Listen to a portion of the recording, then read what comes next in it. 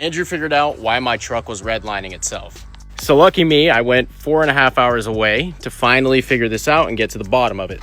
Now initially we were planning on throwing in a new injection pump because we thought that could have been the issue. But it turns out that this was the problem the entire time. There are a set of springs right here on the pedal. You can see what happens when Andrew presses it, and those springs were missing.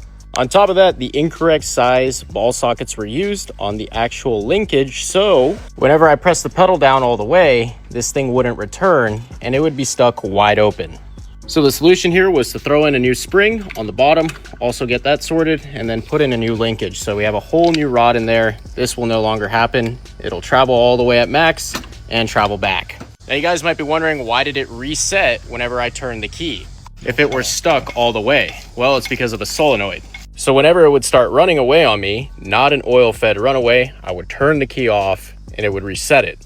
Now while we're in there, we're going to go ahead and change out the injectors too, because these are the original injectors. They were covered in oil, which is not a good sign. It could just be a valve cover leak, but we're going to look inside the cylinders too. You can see all the carbon buildup on some of these. So these injectors only have 60,000 as opposed to 360,000, so we're going to put them in. And then I'll test it, and if it no longer runs away, we're not going to mess with the injection pump and I should be good. And here comes the last injector. This is exactly why there was oil on my injectors. So this is supposed to prevent stuff from actually getting down into the injectors. Well, they're all worn out. They look like metal and they're broken in several places. One of them is actually in half. So that's why there was oil coming in from the valve covers. So I made one pass torquing them down. Brand new injectors. Well, I say brand new, but better than the ones I had. And it's 44 foot-pound.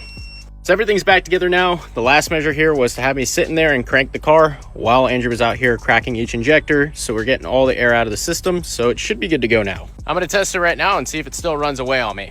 I'm happy to say that my truck no longer runs away. It feels like a completely different truck and it kind of moves.